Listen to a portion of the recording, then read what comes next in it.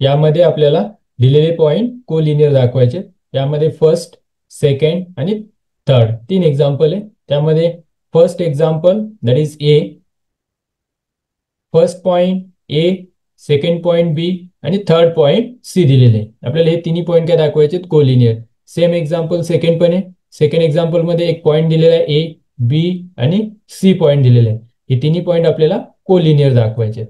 Similarly third example मध्ये पण आपल्याला फर्स्ट पॉइंट, सेकंड पॉइंट आणि थर्ड पॉइंट हे तिन्ही पॉइंट आपल्याला कोलिनियर दाखवायचे. यासाठी एक रिझल्ट आहे. रिझल्ट काय? Result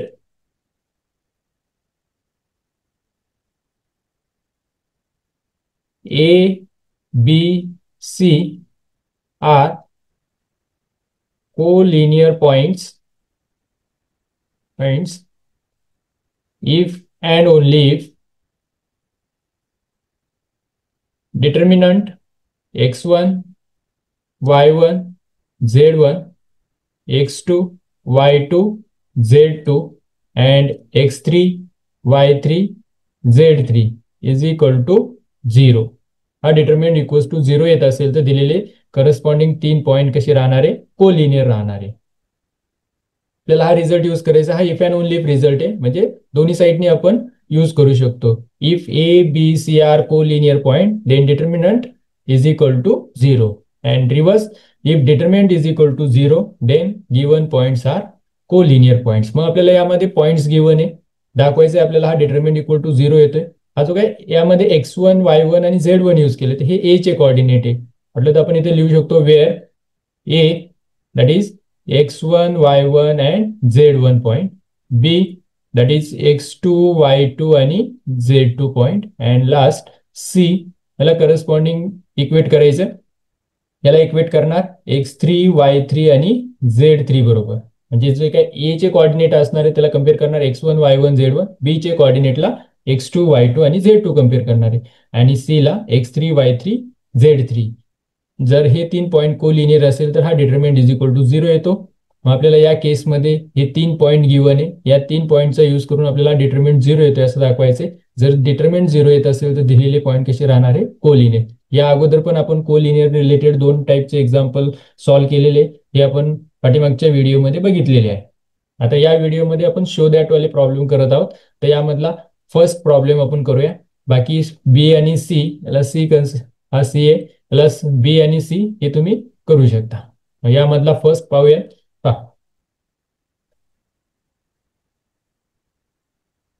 First, here show that given points are collinear. First of all, here write given. Here given information that is A is equal to that is -7, 4, -2. Second point B is equal to that is -2, 1, 0. And last C is equal to 3, -2 and 2. हे दिलेले point कसे collinear आपल्याला दाखवायचे. मग या first of all here right given information A coordinate, B coordinate आणि C चे coordinate. Consider here determinant x1, y1, z1, x2, y2, z2 and x3, y3, z3. यामध्ये व्हॅल्यू पुट करा.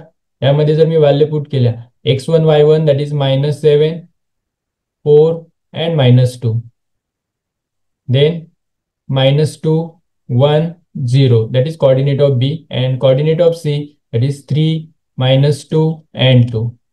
हा 3/3 डिटर्मिनंट सॉल्व्ह करूया. याला सॉल्व्ह करायची technique आपल्याला माहिती आहे. Here take -7 in bracket 1 into 2 हा 2 येतो -2 into 0 that is 0 मिडलला minus sign. Second element that is 4 -4 in bracket -2 into 2 that is -4 middle la minus sign. 3 into 0 that is 0. Next last that is -2 in bracket -2 into -2 that is +4 middle la minus sign. 3 into 1 that is the 3. Then after that simplify this, that is equals to -7 in bracket 2 minus 0 that is 2. Here -4 in bracket -4 -2 in bracket 1. 4 minus 3 that is 1. Then after simplify, here -14, here +16 and -2. After that, now this is here -16 + 16 that is equals to 0. पहा यामध्ये आपल्याला हा जो काही determinant काय भेटलेला आहे 0 भेटलेला आहे. जर हे डिटरमिनंट जर 0 येत असेल तर याचा अर्थ काय दिलेले पॉइंट्स आर कोलिनियर आहे. Therefore A, B, C are collinear points. A, B, C are collinear points. Now this is the second step. First step, that is given information, and second step, consider the determinant and then put the values. Simplify this determinant, we get 0. If determinant is equal to 0, then A, B, C are collinear points. Okay, आपण हे first example केलेले. आपल्याला जो 3 example होते त्यामधलं first आपण केलेले, हे सेकंड तुम्ही करू शकता आणि हे लास्ट पण तुम्ही करा.